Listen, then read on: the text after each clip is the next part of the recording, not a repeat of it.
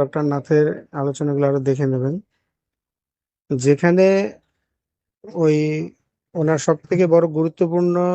এ বিষয়ে প্রবন্ধটা হলো যে গদাধর পণ্ডিত যে তত্ত্ব দিয়েছে, উম, ওই যে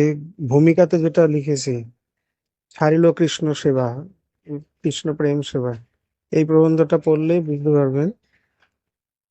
এখানে শ্রীমন মহাপ্রভু রাধারানীর ভাবকান্তিকে নিয়েছেন বা তার সঙ্গে মিলিত হয়েছেন অনেক অনেক কারণ। তার মধ্যে অন্যতম একটা বিশেষ কারণ, শাস্ত্রে আছে যে রাধারানীর সঙ্গে রাধারানীকে যদি কেউ মানে চাক্ষুষ দর্শন করতে পারে, তাহলে তার সাধন ভজনের কোনো প্রয়োজন থাকবে না, সে প্রেম পেয়ে ধন্য হয়ে যাবে। এখন প্রশ্ন হলো, তাহলে গদাধরকে যে রাধারানী বলা হয়েছে, এটা উনি রাধারানী, তার রাধারানী বলবে না তার কি বলবে? গদাধর পণ্ডিতকে যে রাধারানী বলা হয়েছে বা গদাধর যে রাধারানী, গদাধর পণ্ডিত অনেককে কৃপা করেছে, কিন্তু গদাধর পণ্ডিতকে দেখে সরাসরি কেউ প্রেম পেয়েছে এমন একটা প্রমাণ উপায় দৃষ্টান্ত পাওয়া যায় না।